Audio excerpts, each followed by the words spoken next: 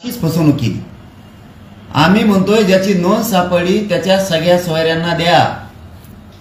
नोंद एका मराठ्यांची सापडली, त्या नोंदीच्या आधारावर नोंद न सापडलेल्या मराठ्यांना म्हणजे त्यांच्या सगळ्या सोयऱ्यांना द्या। सगळे सोयरे आणि नातेवाईक याच्यात खूप फरक आहे। तुमच्यात केव्हापासून चुलते पुतणे सोयरे व्हायला लागले? चुलते पुतणे हे रक्ताचे नातेवाईक आहेत, ते सोयरे नसतात होत। सोयरे कशाला म्हणतात? मराठा समाजात पिढ्यानापिढ्या परंपरेनुसार राज्यात ज्या ज्या ठिकाणी गणगोतात लग्नाच्या सोयरीकी जुळतात ते सगळे सोयरे, ही व्याख्या दिलेली आहे मी तुम्हाला सगळ्या सोयऱ्यांची 10 महिन्यापासून। आणि वरील सर्व गणगोतातील सगळ्या सोयऱ्यांना, त्या बांधवांना त्याची नोंद सापडली, एक मराठा बांधवांची नोंद सापडली, त्या नोंदीच्या आधारावर त्याच्या सोयऱ्यांना द्यायची। त्याची नोंद सापडली नसली तरीही त्याला म्हणतात सगळे सोयरे। लग्नाचे गणगोतातील सोयरेधारी हे वेगळे आणि ज्याची नोंद सापडली ती नातेवाईक वेगळे। नातेवाईक म्हणजे त्याचे चुलते, रक्ताचे नातेवाईक म्हणजे पुतणे, चुलते, आजी आजोबा, हे याला सोयरे नाही म्हणत। तुमच्या नेत्यात तेव्हापासून त्याला सोयरे म्हणायला लागले, तुम्ही आम्हाला यात काढायला लागले। मी सरळ सरळ सांगतो आज मुख्यमंत्री साहेबाला आणि शंभूराजे देसाई साहेबांना सुद्धा, सगळे सोयऱ्यांची आम्ही दिलेल्या व्याख्याप्रमाणे व्याख्या झाली पाहिजे, तरच अंमलबजावणी करा। नसता चंद्रकांत दादा पाटील म्हणते त्या पद्धतीने जर सगळे सोयऱ्याची अंमलबजावणी झाली तर ती आमची फसवणूक करू नका। सगळे सोयऱ्याची अंमलबजावणी करून आमची फसवणूक करू नका। कशी सगळ्या सोयऱ्याची अंमलबजावणी घ्यायची आणि मराठ्यांना कुणबीत ओबीसीत आरक्षण कसं घ्यायचं आम्ही आमचं ठरवू, तुम्ही आमची बार बार फसवणूक करू नका। सगळे सोयऱ्याची अंमलबजावणी तुम्ही 13 तारखेला करणार आणि पुन्हा आमची फसवणूक करणार तर हे आम्हाला मान्य नाही, हे आजच सांगतो। पुन्हा एकदा या प्रेसच्या माध्यमातून जाहीर शंभूराजे देसाई साहेबाला, मुख्यमंत्री साहेबाला आणि देवेंद्र फडणवीस साहेबाला सांगतो, सगळे सोयऱ्यांची जी अंमलबजावणी करायची ती आमच्या व्याख्याप्रमाणे घे। आम्ही तुम्हाला 10 महिन्यापासून सांगतोय, तुम्ही ती घेत नाहीये। आमची व्याख्या अशी आहे, मराठा समाजात पिढ्यानापिढ्या परंपरेनुसार राज्यात ज्या ज्या ठिकाणी गणगोतात लग्नाच्या सोयरीकी जुळतात ते सर्व राज्य अंतर्गत येणारे सगळे सोयरेधारे म्हणजे सगळे सोयरे, अशी याची व्याख्या आहे। रक्ताचे नातेवाईक वेगळे आणि सगळे सोयरे वेगळे। आपलं असं ठरलेलं आहे। आमची मागणी होती मराठ्यांना सरसकट कुणबी जात प्रमाणपत्र द्या। त्यावेळेस येणाऱ्या शिष्टमंडळानं, मग त्याच्यात अर्जुन खोतकर साहेब असतील, त्याच्यात घुमरे साहेब असतील, त्याच्यात तुमचे गिरीश महाजन साहेब असतील, हे येणारे जे लोक आहेत, त्याच्यात तुमचे हे संभाजीनगरचे पालकमंत्री कोण येते, जालन्याचे पालकमंत्री होते, ते कोणाला नाव सुद्धा माहित नाही त्यांचं, ते होते। हे आलेल्या लोकांसमोर ठरलेलं आहे। त्याच्यात धनंजय मुंडे होते, त्याच्यात चिवटे होते, त्याच्यात बच्चूभाऊ कडू होते, त्याच्यात संतोष यादव होते, त्याच्यात आणखीन केसरकर साहेब होते, त्याच्यात असे बरेचसे लोक होते की ते इथं आलेले। यांच्या समोर ह्या गोष्टी ठरलेल्या आहेत की सगळ्या सोयऱ्यांची व्याख्या ही। तुम्ही काय करायला लागलात? आमच्या मराठा समाजाची फसवणूक करायला लागला, तर गल्लत करायला लागला। तुम्ही म्हणताय नातेवाईकाला द्यायचं, रक्ताचे नातेवाईक म्हणजे नोंद जर मराठ्याची सापडली त्याच्या चुलत्याचं, आजोबाचं, पुतण्याचं, आत्याचं निघणारच आहे ना, ते तर कायदाचे 67 पासून आहे। ज्या मराठ्यांची नोंद सापड त्याच्यात रक्ताच्या नातेवाईकाला द्यायचं, ही आजची नोंद नाहीये, ही आजचं नाही, हे पूर्वीपासूनच आहे। त्याच्या रक्ताच्या नातेवाईकाला द्यायचं, हे झाले त्याचे चुलते काके, हे रक्ताचे नातेवाईक। पण आपलं असं ठरलेलं आहे, आमची मागणी अशी होती, सरसकट मराठ्यांना कुणबी प्रमाणपत्र द्यायचं, कारण मराठा आणि कुणबी एकच, अशी आमची मागणी। तुम्ही सांगितलं त्यांच्या पोटात दुखत आहे, सरसकट मागणी केल्यामुळे जरा शब्द बदला, म्हणून आपण शब्द असा बदललेला आहे की ज्या मराठ्यांची नोंद सापडली त्याच्या सगळ्या सोयऱ्यांना द्यायचं।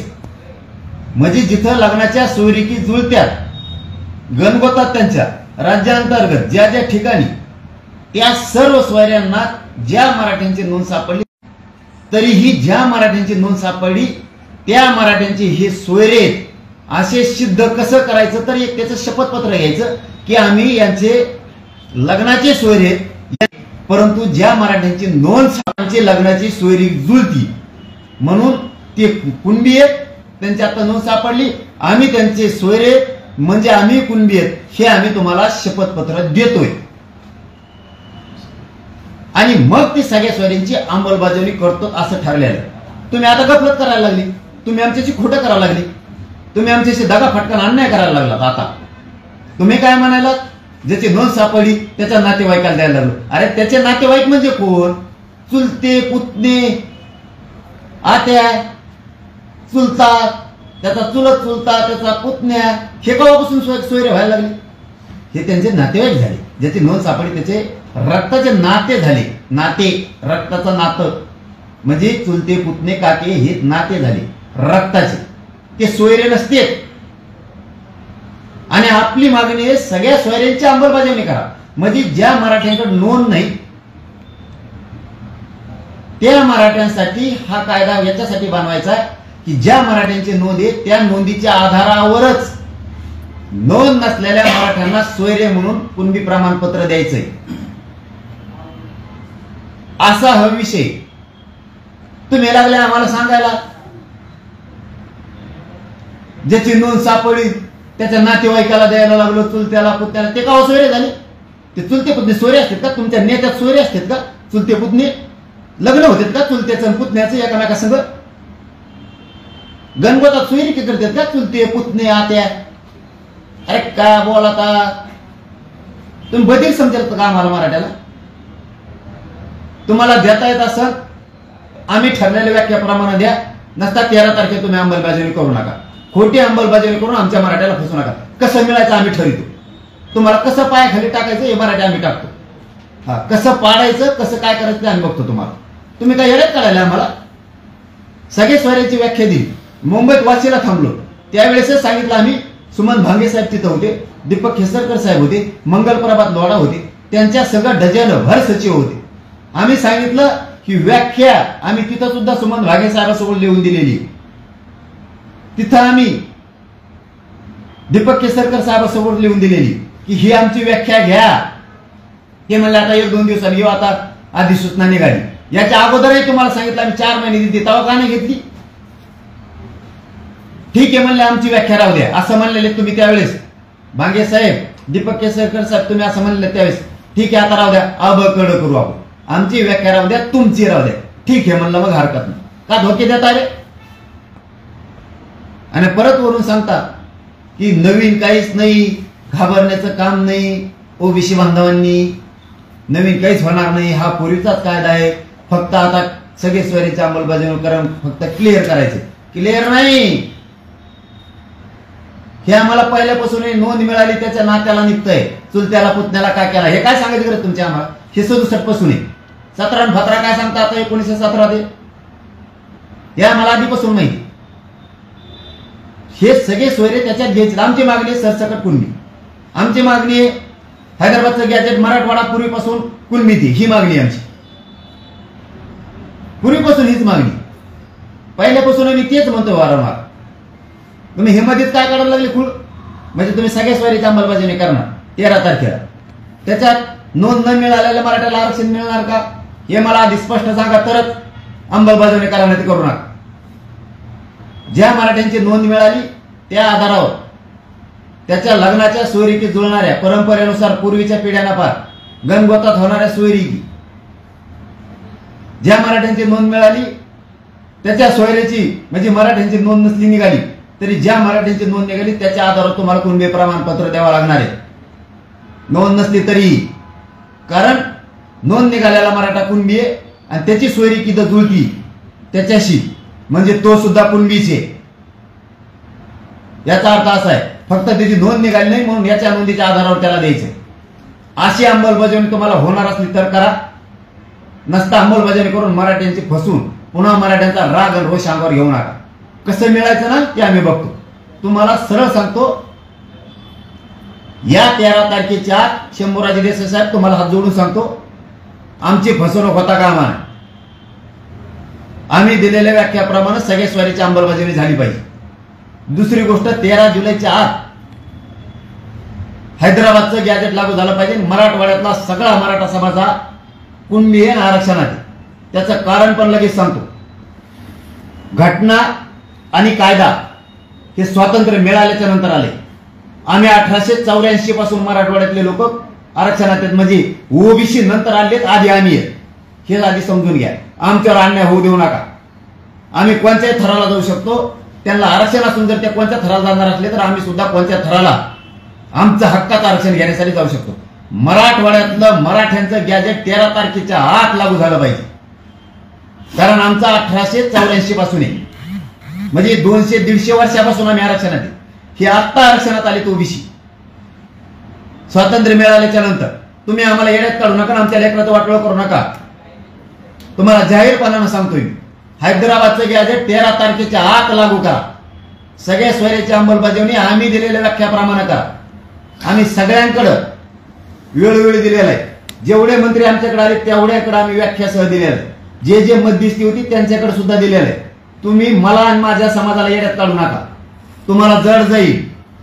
एकही सीट राज्यात आम्ही तुमचं निवडून देऊन देणार. तुम्हाला मी प्रामाणिकपणे सांगतो, आम्हाला राजकारण करायचं नाही. तुम्ही फसू नका आम्हाला. आमचं गॅजेट असताना कसं काय घेत नाही तुम्ही? पश्चिम महाराष्ट्र सगळं आरक्षणात बसतो राहिला, कसं काय सातारा संस्थांचं गॅजेट घेत नाही? तर तुम्ही आंदोलन उभा करायला लावता, आमच्या विरोधात येडत काढता आम्हाला. बॉम्बे गव्हर्नमेंटचं कसं काय घेत नाही तुम्ही गॅजेट? चौथा मुद्दा सांगतो तुम्हाला, सरकार म्हणून हात जोडून सांगतो, शंभूराजे देसाई साहेब, 83 क्रमांकाला मराठा आणि कुणबी एकच आहे. कायदा सांगतो, कसं काय घेत नाही तुम्ही आम्हाला? कसं काय घेत नाही तुम्ही आम्हाला? चंद्रकांत पाटील वेगळी प्रेस घेणार, गिरीश महाजन वेगळी प्रेस घेणार. तुम्ही मराठीचा मुळा उठला, कसं काय करू शकताय तुम्ही? अगोदर आरक्षणात आम्ही आहे, स्वातंत्र्य मिळाल्याच्या नंतर तुम्ही बाकीचे आला तरी तुम्हीच म्हणणार आम्हाला धक्का लावू नका. काय धक्क्याच संबंध तुम्हाला? आमचा आम्हाला कसं काय देत नाही तुम्ही? 1884 ला मराठवाड्यातला आरक्षणात आम्ही विना 8 महाराष्ट्रात सहभागी झालो. चूक केली का आम्ही तुमच्याकडे आलो? ती तेलंगणातल्या मराठ्याला आरक्षण, हैदराबादच्या मराठ्यांना आरक्षण. आम्ही हैदराबादला होतो ना. आमचं आरक्षण सोडून आम्ही कशाला आलो इकडं? तुम्ही आमच्यावर अशी मूर्ती पाळत म्हणून आलो का? आधी आरक्षणात कोणी हे सांगा. ओबीसी म्हणतो ना आम्हाला धक्का लागतो. तुम्ही स्वातंत्र्य मिळाल्याच्या नंतर आरक्षणात आला. आम्ही 84 पासून येतो. 1800 कोण आधी आलं? कोण आधी आलं? आमचा हक्काचा मराठवाड्याचं आरक्षण आम्हाला पहिलं 13 तारखेच्या आत टाका. तुम्हाला जड जाईल सांगतो मी. सगळ्या स्वारीची अंमलबजावणी 13 तारखेच्या आत द्या. आम्ही दिलेल्या व्याख्याप्रमाणे नाही तर त्याची अंमलबजावणी करू नका. तुम्ही अंमलबजावणी जर खोटी केली तर मराठ्यात पुन्हा रोष उसळून येईल. आम्हाला आंदोलन करणाऱ्याला बोलण्याचा अधिकार नाही. त्यांना अधिकार आहे आंदोलन करण्यात, त्यांनी बिनधास्त करावं. त्यांच्याविषयी आम्हाला राग नाही, विरोध नाही आणि आम्ही त्यांना विरोधात मानलेलं नाही. हे सरकारला सांगतोय आम्ही. आमची फसवणूक करू नका. केसेसचं सुद्धा 13च्या आत मागं घ्या. आमच्या एकूण 9 मागण्या सगळ्याची सगळ्या घ्या. तुम्हाला जर सगळ्या स्वैराची अंमलबजावणी आमच्या व्याख्याप्रमाणे करता येणार असली तर करा. नसता 13 तारखेला त्या सगळ्या स्वैराची अंमलबजावणी करून आमची फसवणूक करू नका. तुम्ही पुन्हा म्हणता ही बघा सगळ्या स्वैराची अंमलबजावणी केली तरी ती ऐकत नाही. असल्या खोटं पाप आमच्या डोक्यावर तुम्ही थोपू नका. मराठ्यात कसं मिळायचं ना, आम्ही खंबीर आहे मराठी. आणि मराठ्यांच्या पोराला हात जोडून सांगतो, एका नाही सरकारने किती फसवलं तरी आत्महत्या करायची नाही. तुम्ही जर आत्महत्या केली ना, मी काम सोडून देईन. मला तुमची गरज आहे, तुमच्या पाठबळाची गरज आहे. ही पाठ्या जिवंत आहे ना, तुम्हाला आरक्षण मिळवून द्यायला. एकाही मराठ्याच्या अधिकाऱ्यावर इथून पुढे राज्यात मी अन्याय होऊ देत नाही. एकाही मराठ्यांच्या नेत्यावर सुद्धा पक्षाकडून अन्याय होऊ देत नाही. एकाही गोरगरीब शेतकरी मराठ्यावर मी अन्याय होऊ देत नाही. एकाही शिकणाऱ्या मुलीवर आणि मुलावर मी अन्याय होऊ देत नाही. काळजी करू नका. मी जिवंत आहे नाही तर एकाने आत्महत्या करायची नाही. तुम्ही जरी इथून पुढे आत्महत्या केली ना, मी काम सोडून देईन करायचं. यांना खेटायचं आपल्याला. संघर्ष करून आपल्याला आरक्षण मिळवायचं आपल्या जातीच्या पोराचं. मरता कशाला? मेल्यावर काय मिळणार आहे? हे आपल्याला मारायला निघाले. आतापर्यंत म्हणत होते तुमच्या व्याख्याप्रमाणे देतो. आता चंद्रकांत पाटील वेगळे प्रेस घेतात, गिरीश महाजन वेगळे प्रेस घेतात. गिरीश महाजन नव्हते का त्या टायमाला व्याख्या ठरवायला? गिरीश महाजन म्हणले नाही का मराठा आणि कुणबी एकच ही मागणी जर मान्य करायची असली तर 40 दिवसाचा वेळ द्या. त्याला आधार लागतो. आता 57 लाखाला उमेदचा आधार मिळाला ना, कशाचा आधार पाहिजे आता? शेवटी सत्तेत आपल्याला आपले लोक घालावं लागते तेव्हा हे ठेपेल इथे. आपणच जाऊन आपलाच कायदा बनवू. नसता आपल्या विचाराची आमदाराची दपाठू आणि कायदा बनवून घेऊ. आपल्या विचाराचे तिथं पाठवू. कोण पाडायचे 288 पाडायचे का निवडून आणायचे हे आपण 13 तारखेच्या नंतर ठरवू. एवढ्या वेळेस शंभूराजे देसाई साहेबांवरती, उदय सामंत साहेबांवरती, शिंदे साहेबांवरती, फडणवीस साहेबांवरती 13 जुलै पर्यंत सगळ्या मराठ्यांनी विश्वास ठेवा. यांनी किती कन्फ्यूज करून द्या आपल्याला. आणि हे किती राज्यात आंदोलन करत असले यांना विरोध म्हणून आपण आंदोलन करायचं नाही. सरकारनं आपल्या विरोधात आंदोलन उभा केलं हे आपल्याला माहिती. यांना कोणीही मराठ्यांनी उत्तर द्यायचं नाही, कारण ते आपले विरोधक नाही. फक्त पुन्हा एकदा सांगतो, 13 तारखेच्या आत माझा सगळा मराठवाडा हा आरक्षणात आहे. ते गॅजेट लागू करून मराठवाडा आरक्षणात घ्या. आणि सगळ्या सोयऱ्यांची अंमलबजावणी ही महाराष्ट्रासाठी आहे. हैदराबादचं गॅजेट, सातारा संस्थांचं गॅजेट, बॉम्बे गव्हर्नमेंटचं गॅजेट हे सुद्धा महाराष्ट्रासाठी. एकही महाराष्ट्रातला मराठा समाज ओबीसीत गेल्यापासून मी रोखू मी आहे तोपर्यंत रोखला जाणार नाही. सगळ्याचे सगळे आरक्षणात घालणार. फक्त महाराष्ट्रातल्या मराठ्यांनी एकजूट राहा आणि पक्षातले नेते जरा मराठीची शान व्हा. बघा कसे एकूण वडीत येत. आरक्षण असून मराठ्यांच्या नेत्यानं जरा लाज वाटू द्या. तुमच्या लेकराला आरक्षण नाही. आरक्षण असणारे जर एवढं लढायला लागलेत, त्या आरक्षण नसणाऱ्या मराठ्यांनी किती लढलं पाहिजे नेत्यांनी. लाजा वाटू द्या. तुमचे पोर आत्महत्या करायला लागलेत. जर मराठीची जात तुमच्या मागे न राहील ना, तुम्हाला असं बिंगून फेकी देईन ते कुंकडे मेल लागणार नाही तुम्हाला. जरा भानावर या मराठीचे नेते. बिंगून टाकी देईन, बिंगून फेकून देते. माहीत बी नाही व्हायचं तुम्हाला. हे गोरगरीब करोडो मराठा समाज तुमच्या मागे आहे, म्हणून तुम्हाला किंमत आहे राज्यात. आम्ही तुम्हाला उघडं पडून देत नाहीत मराठ्यांच्या नेत्याला. तुम्ही मराठा समाजाला उघडं पडून देऊ नका. हे तुम्हाला माझं आज आव्हान आहे. कसे पळायला लागले सगळे आरक्षण असून, आणि आरक्षण नसणारे मग किती लढले पाहिजे. आपलं तर हक्कच आहे 200 वर्षापूर्वीचं मराठवाड्याचं. का पळत नाही तर मराठ्याचे नेते तुम्ही. हीच ताकद जर गोरगरीब धनगर बांधवासाठी एसटी साठी लावली असते आतापर्यंत आरक्षण मिळालं असतं. आपल्याला मिळून नाही म्हणून वापरायला लागले. ते त्यांचा अधिकार आहे, त्यांनी करावं. त्यांना विरोधक मानू नका ही माझी विनंती.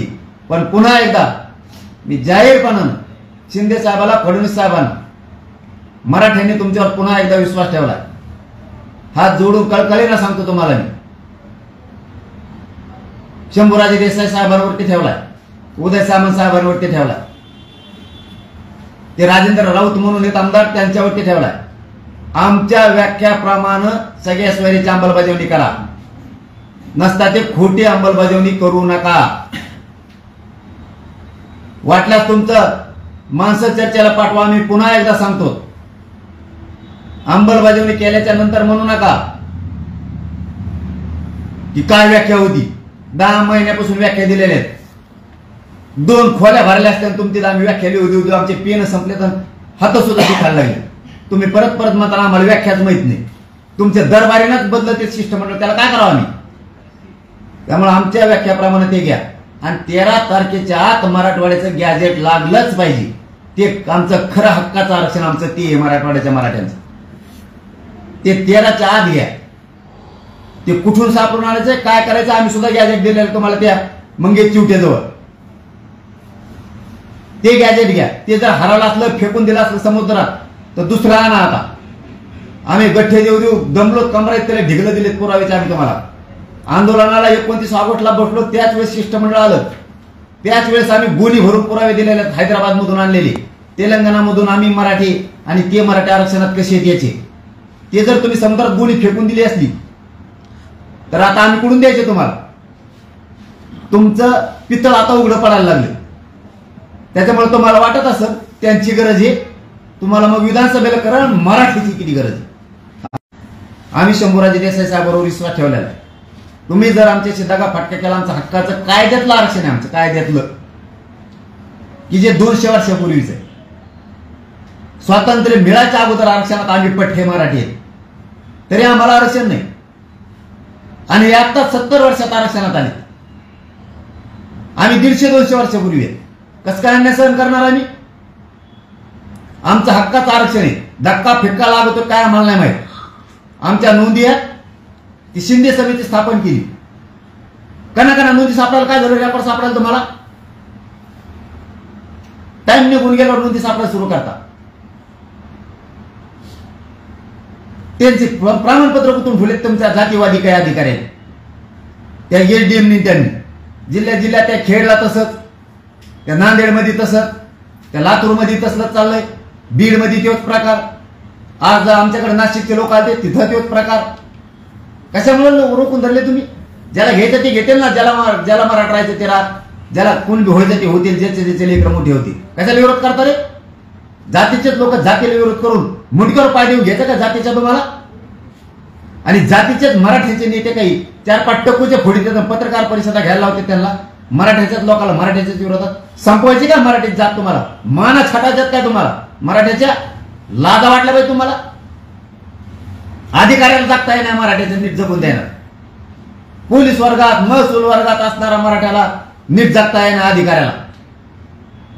त्याच्यात तुम्ही असले शानपणा करता, हाताखाली धरून मराठ्याच्याच विरोधात प्रेस घेऊन. मग त्यांना सांग सापडते मराठीचेच लोक विरोधात. माना का पितात का? आणि मराठीचे मेल्यावर तुम्ही जगणार आहेत का? तुम्हाला जगून द्यायचे? तुम्हाला तो झाड आहे त्या तिथं. कधीतरी जातीचा स्वाभिमान उफळू द्या ना तुमचा. दंगली नाही करायचे आपल्याला, ती अवलाद नाही आपली रक्ताची. पण आपल्या लेकरावर जर अन्याय होत असला तुम्हाला लाजा वाटत नाहीत का थोडे? आपल्या जातीवर आरक्षण असून मराठवाड्यात आरक्षण आहे, 17 संस्थांचं गॅजेट आहे, पश्चिम महाराष्ट्रात लोकांना आरक्षण मिळत. बॉम्बे गव्हर्नमेंट आहे, 83 क्रमांकाला ओबीसी यादीवर मराठा आणि कुणबी एकच सांगितलंय.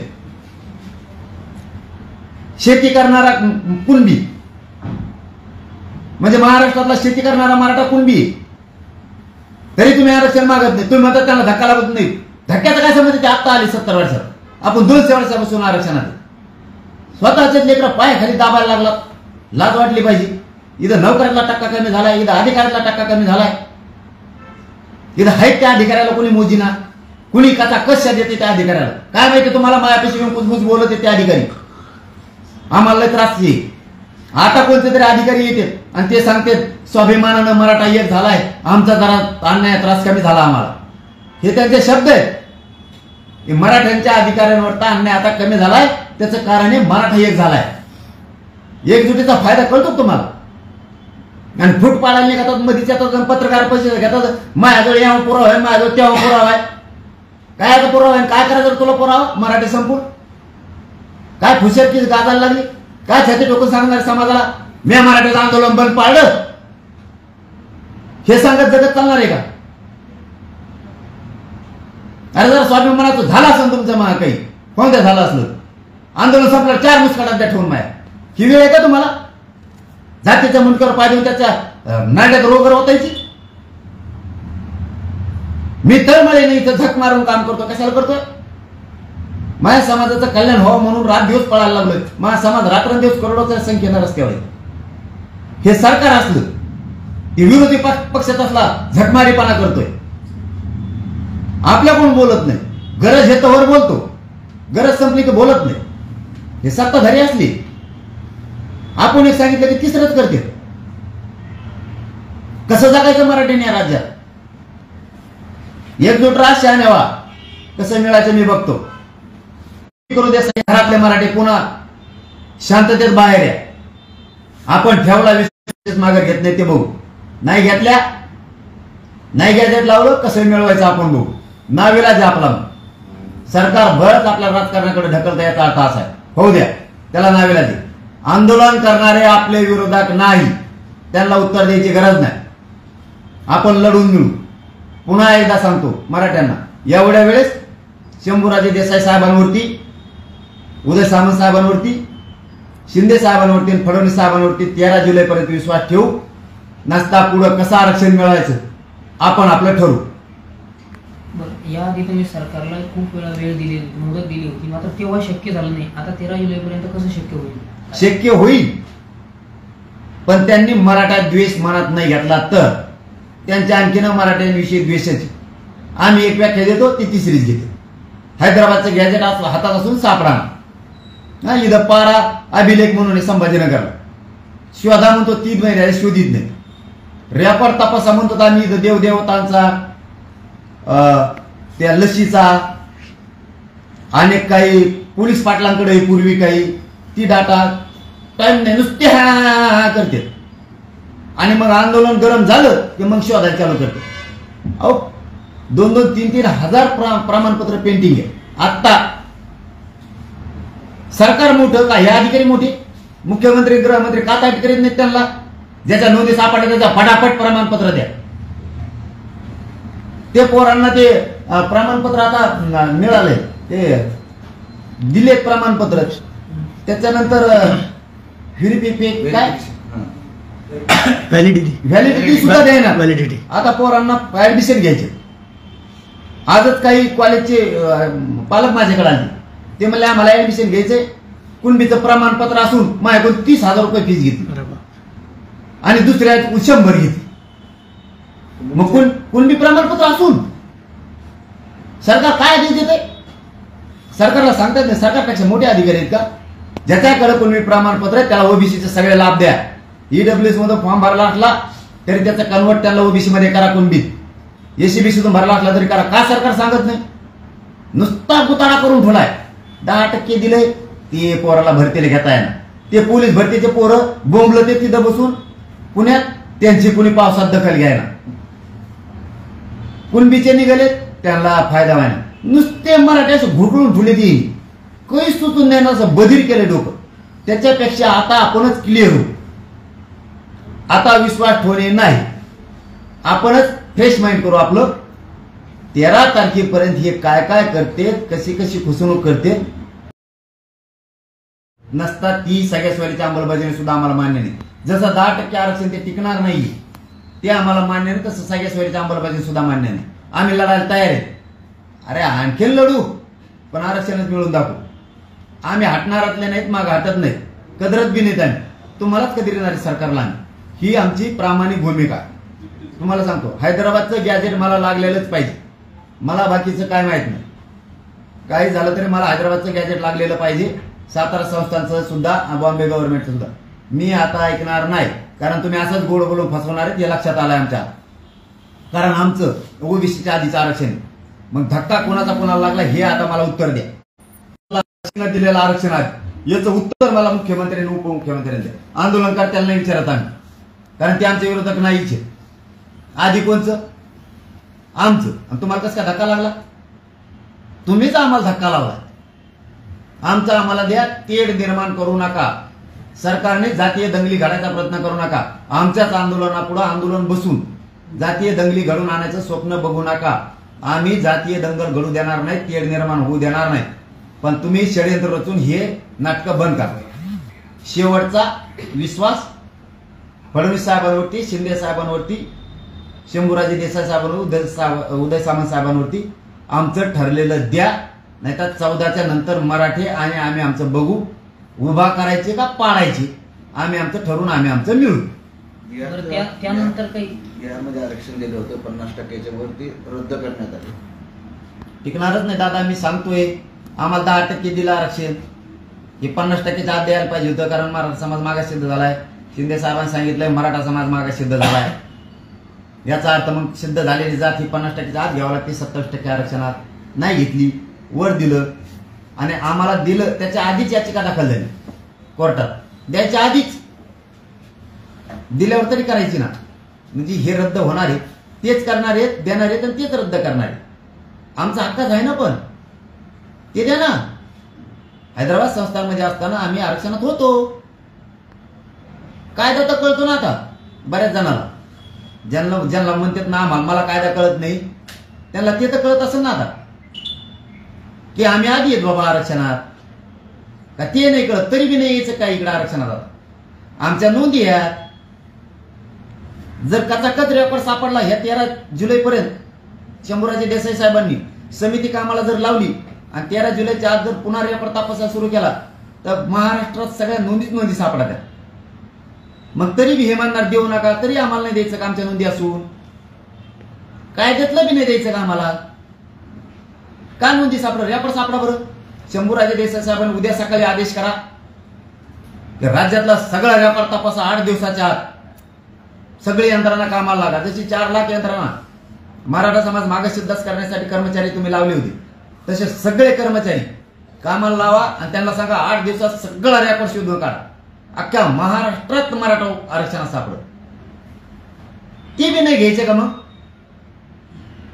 म्हणजे आमची जमीन असून आम्हाला द्यायची नाही किंवा अन्याय नाही का मराठ्यावर? कोणचा मराठा ओबीसी वाद सांगता तुम्ही? तुमचं तुम्ही घ्या, आमचं आम्हाला द्या ना. आमचं तुमच्या आधीच आहे ना. त्यामुळे आमचा वाद ही सरकारशी, आणि मी काय घेतल्याशी सोडत नाही. आमचा नाविलाज आहे. आम्ही 13 तारखेच्या नंतर ठरवू काय करायचं. 13 तारखेनंतर सरकारला काही अल्टिमेटम इशारा वगैरे? सगळा मराठा समाज जमून आम्ही अल्टिमेटम द्यायचा का काय करायचं मग त्या टायमाला ठरवू. पण आज मात्र आमचा विश्वास आहे शंभूराजे देसाई साहेबांवरती, उदय सामंत साहेबांवरती, पुन्हा एकदा फडणवीस साहेबांवरती विश्वास मराठ्यांनी टाकला, शिंदे साहेबांवरती टाकला. त्यांनी तो सार्थ ठरवावा. मराठ्यांचं गॅजेट 83 क्रमांकाला असणारा मराठा आणि कुणबी एकच आहे ही कायदा, सातारा संस्थांचं गॅजेट, बॉम्बे गव्हर्नमेंटचं गॅजेट, सगळ्या सोयऱ्यांची अंमलबजावणी आम्ही दिलेली व्याख्याप्रमाणे करावी. याच्यात काही खोटं नाही. तुमच्यापासून हुकून लांब जात असेल त्याला मी काय करा? मग आम्हाला मारता का त्यांच्यासाठी बिना आरक्षणाचं? त्याचं आमचं आम्ही घेणार. मग मराठा लांब जाईल, आणि मराठा लांब गेला तर या राज्यात मराठ्याशिवाय पान हलू शकत नाही. आम्ही सत्ता कोणाचीच येऊन देत नसतो. आमच्यासाठी आमचे लेकरं तुम्ही जर ढवात बुडायला निघाला तर आम्ही तुमची सत्ता ढवात बुडीत असतो. हो, 100%. वेळ पडली तर ह्या जातीसाठी जात नाही संपून देणार, मी शिट नाही देणार. तुम्ही आमचे लेकरं ढवात बुडायला निघालेत, बुडून मारायला, आम्ही तुमचं सरकार ढवात बुडू शकतो. वेळेप्रसंगी शिट नाही देणार, पण माया मराठीची मी शान वाढीणार, शान जाऊन देणार नाही. तुम्ही फक्त 13 तारखेला आम्हाला फसवा. सरकारनी तुमचा कार्यक्रम आम्ही केलाच म्हणून समजायचा मराठी. वेळेप्रसंगी आम्ही उभा नाही राहणार ना, कारण आमच्यासाठी जात महत्वाची, जातीची अस्मिता महत्वाची, जातीचं भविष्य महत्वाचं, जातीची इज्जत महत्वाची, जातीची प्रतिष्ठा माझ्यासाठी महत्वाची. उभा राहून आमदार होण्यात आम्हाला नाही रस. मग तुम्ही जर आमचे आरक्षण देऊन आमची 13 तारखेला फसवणूक करणार असलात, तुम्ही जर आमचे लेकरं मुंडक्यावर बुडिणार असलात चिखलात एखाद्या ढवात नेऊन, आम्ही तुमचं सरकार ढवात बुडू शकतो मराठी सगळेजण. आणि बघा बुडितो का नाही. तुम्ही माझ्या शब्दावर देण ठेवा सरकारने, बघा बुडितो का नाही सरकार.